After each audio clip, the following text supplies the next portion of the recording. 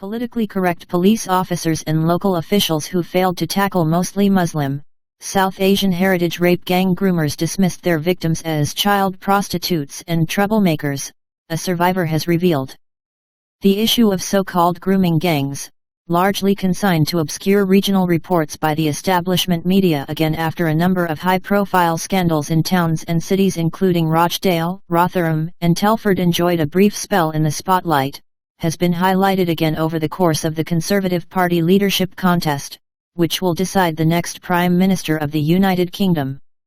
Rishi Sunak, the favourite to replace Boris Johnson among Tory MPs, has claimed he would establish a task force to investigate grooming gangs and introduce a new type of life sentence for predators, while Liz Truss, the favourite among ordinary party members, has claimed she would see that the police officers and officials who ignored or even condoned abuse are finally held to account.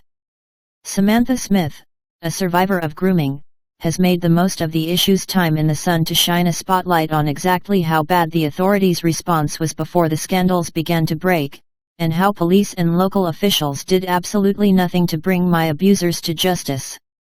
I was made to feel unworthy of help or support, as though the abuse I experienced was my fault. My social workers even spelled it out.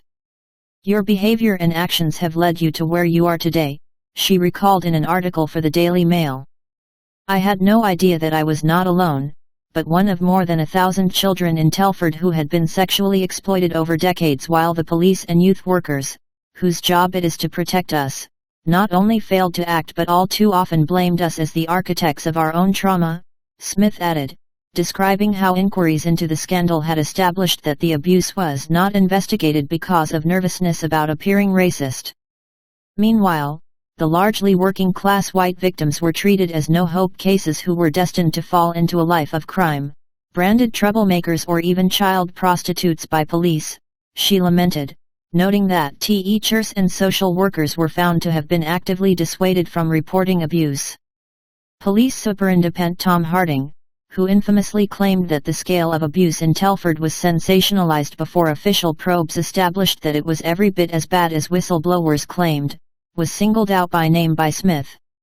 There is no indication that hating ever faced any real consequences, however indeed by 2020 he was a chief superintendent, and received high praise from senior officers at the police force covering Telford ahead of a move to a neighbouring Welsh force.